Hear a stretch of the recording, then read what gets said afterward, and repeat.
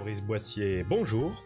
Nous vous recevons dans ce podcast pour la 3e édition de la conférence ENR Entreprise et nous vous recevons dans le cadre de votre activité en tant que directeur général délégué de l'Agence de la transition écologique. Pour commencer, pouvez-vous résumer en quelques mots le rôle de l'ADEME ? Alors l'ADEME, donc, c'est l'Agence de la transition écologique, c'est un organisme d'État, un établissement public qui est chargé de mobiliser l'ensemble des secteurs de la société française pour la transition écologique. Vous savez qu'il y a une urgence aujourd'hui à changer nos modes de production, nos modes de consommation, nos modes d'aménagement du territoire pour que la France soit compatible avec la neutralité carbone à l'horizon 2050.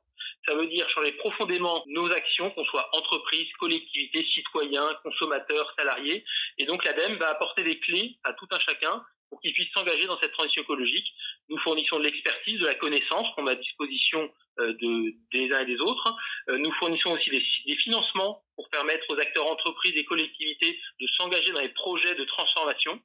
Et puis, nous accompagnons l'État qui, bien sûr, pilote cette transition en tant que conseiller. Très bien, merci. Pourquoi, selon vous, les entreprises s'engagent et doivent s'engager plus dans les énergies renouvelables ? L'énergie, c'est un facteur de production clé pour une entreprise. C'est pas forcément ce facteur que les chefs d'entreprise ont le plus en tête quand ils réfléchissent à l'activité de l'entreprise, mais sans énergie, l'entreprise ne fonctionne pas. Or, pendant tout le XXe siècle, on avait eu une énergie fossile abondante, qu'elle soit sous forme de pétrole, de gaz ou d'électricité, et maintenant, il faut qu'on s'habitue à avoir un nouveau système énergétique et qui va apporter des nouveaux services, mais aussi un nouveau mode de fonctionnement pour les entreprises.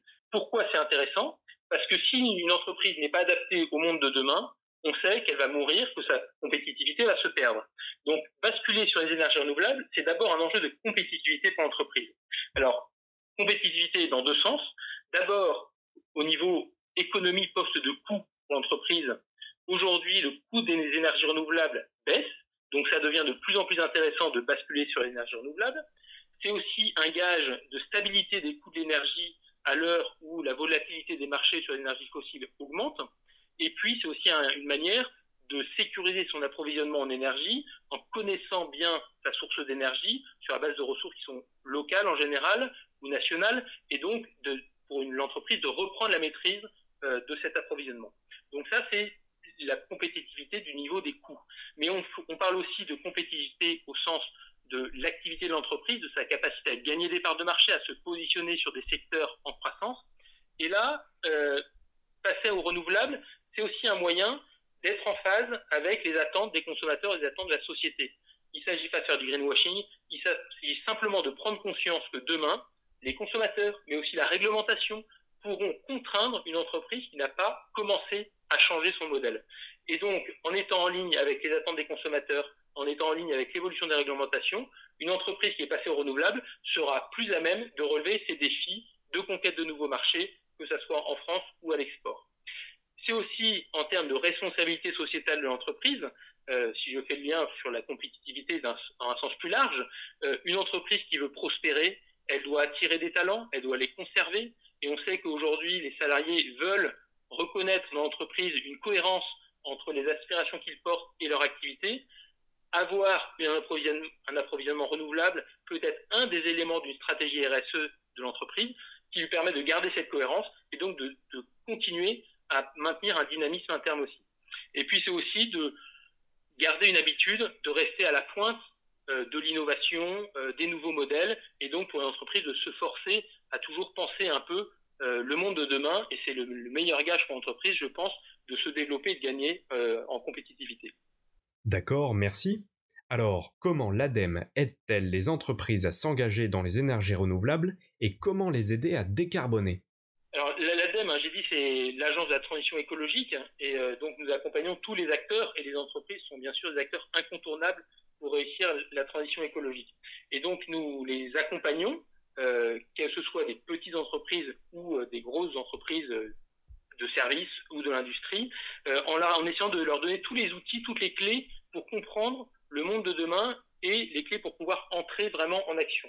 Alors pour comprendre, il faut d'abord apporter des éléments d'information, de l'expertise, du conseil, et donc ça, la première porte d'entrée pour une entreprise pour rentrer en contact avec l'ADEME, c'est d'aller voir le site internet de l'ADEME qui va apporter beaucoup d'informations sur les questions énergétiques, mais aussi sur les questions de transition écologique, d'économie circulaire.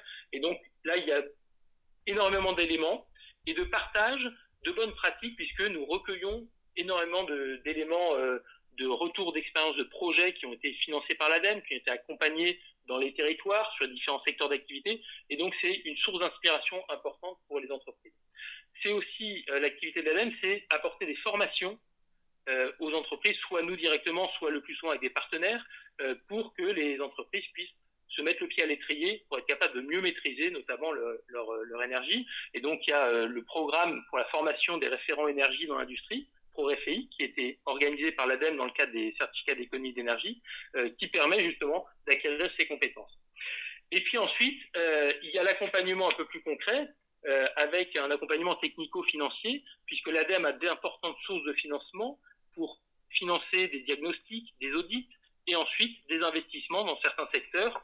L'ADEME est positionnée depuis de nombreuses années sur le fonds chaleur, qui permet aux entreprises d'accéder à de la chaleur renouvelable, et sur un fonds économie circulaire qui permet aussi d'entamer des actions de transformation des process. Aujourd'hui, l'actualité, c'est France Relance, le plan de relance lancé par le gouvernement pour sortir de la crise économique.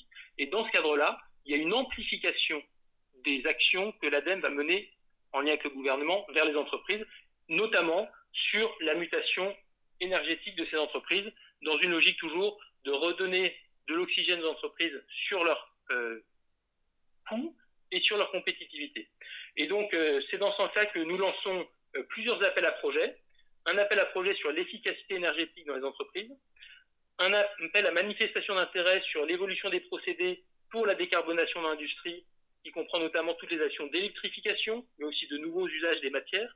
Et puis, un appel à projet dans la ligne de ce que faisait déjà l'ADEME sur l'approvisionnement en biomasse, et qui va donc permettre de mettre en place des chaufferies biomasse à la place de chaufferie gaz ou fuel ou charbon. Et puis enfin, une autre action pour développer aussi l'usage des CSR, les combustibles solides de récupération. Donc voilà, avec cette panoplie-là, dans le cadre du plan de relance, c'est plusieurs centaines de millions d'euros qui sont mis à disposition des entreprises pour transformer leur système énergétique. Donc on est vraiment sur l'idée d'avoir un impact massif et très rapide, puisque les crédits du plan de relance doivent être engagés en 2020-2021 dans leur grande majorité. Dernier axe d'apport de l'ADEME auprès des entreprises, c'est la mise en réseau. Nous travaillons avec les organisations professionnelles, les instituts techniques, pour identifier les sujets de demain, pour apporter des réponses.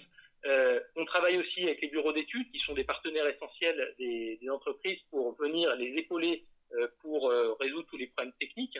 Et puis enfin, nous préparons l'avenir avec des projets de recherche et développement, de l'innovation, grâce notamment au programme des investissements d'avenir, où nous accompagnons des projets d'innovation portés par des entreprises françaises qui permettent de se positionner sur de nouveaux marchés et puis d'apporter des solutions aux autres entreprises en termes d'efficacité énergétique ou d'approvisionnement en énergie renouvelable.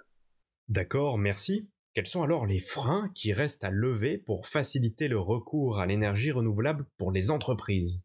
On est aujourd'hui dans un monde en mutation, on voit des nouveaux modèles de marché qui émergent, c'est le cas pour l'énergie. Les énergies traditionnelles sont battues en brèche, de nouveaux modèles se mettent en place, mais bien sûr pour une entreprise qui n'est pas du secteur, tout ceci est un peu complexe. Donc il y a naturellement un attentisme des chefs d'entreprise qui est à mon avis le principal frein pour qu'une entreprise bascule sur un approvisionnement en énergie renouvelable. Ce frein-là, bien sûr, il évolue très très vite parce qu'au fur et à mesure que les énergies renouvelables se développent, de plus en plus d'entreprises y ont recours et donc ça donne de plus en plus de facilité aux chefs d'entreprise de voir des exemples qui marchent et donc de passer à l'acte. Et donc les freins qu'il faut lever aujourd'hui pour accélérer le passage aux énergies renouvelables, c'est d'abord de capitaliser sur les retours d'expérience, de les communiquer, les partager. C'est aussi de développer des compétences tant en interne des entreprises qu'en conseil externe. Donc là, il y a aussi des filières métiers qui doivent se développer, des filières d'entreprise, du conseil, des énergies, des fournisseurs du utilities, qui doivent permettre à une entreprise de se faciliter la vie. Pour elle, c'est pas son cœur de métier, l'énergie. Elle veut simplement avoir l'énergie renouvelable au meilleur coût et avec des conditions organisationnelles simples. Et donc, il faut qu'elle ait ce service qui apparaisse. Et ça, c'est encore des marchés qui sont en cours d'organisation. Enfin, ce qui manque aussi, peut-être aujourd'hui, il faut le reconnaître, c'est que les coûts d'investissement pour passer à l'énergie renouvelable sont souvent importants. Je pense notamment à la biomasse, par exemple. C'est plus compliqué de mettre en place une chaufferie biomasse que d'aller s'approvisionner en se connectant au réseau de gaz. Et les temps de retour sur investissement peuvent être considérés comme trop longs pour des comités d'engagement de grands groupes. Alors que, en fait, un approvisionnement d'énergie renouvelable, c'est sans doute plus cher à l'investissement, mais c'est une économie à long terme et c'est surtout un gage de maîtrise de la facture énergétique. Voilà, donc ces facteurs-là, ces freins, ils sont en évolution et plutôt en train de diminuer, donc il y en a plutôt bon espoir. Et le plan de relance qui a été lancé par le gouvernement donne aujourd'hui un signal clair d'une volonté de décarboner l'industrie française, de décarboner l'ensemble des entreprises françaises. Donc aujourd'hui, pour une entreprise, il manquait peut-être le signal qui fasse le déclic, un signal fort, généralisé. Il est donné par le plan de relance qui dit on rentre dans une mutation collective de l'économie française. Donc ce frein-là, il est tombé et je pense que ça va permettre de développer et de déclencher un afflux massif de conversion aux énergies renouvelables des entreprises. Ok, très bien. Alors pour faire le lien avec la conférence ENR Entreprises, qu'est-ce qui vous a poussé à la soutenir depuis le début ? À l'ADEME, on est bien sûr convaincu que l'énergie renouvelable, c'est l'avenir. Je vous ai dit qu'on a besoin aussi que les entreprises soient des acteurs engagés de la transition écologique. Et donc, il nous a semblé assez naturel de soutenir une initiative qui permettait justement de connecter ces deux mondes, le monde des énergies renouvelables et le monde des entreprises, pour accélérer et amplifier la démarche de transition écologique des écosystèmes industriels et d'entreprises français.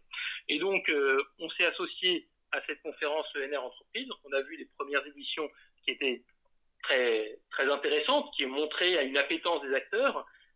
Ça restait peut-être un peu confidentiel au début.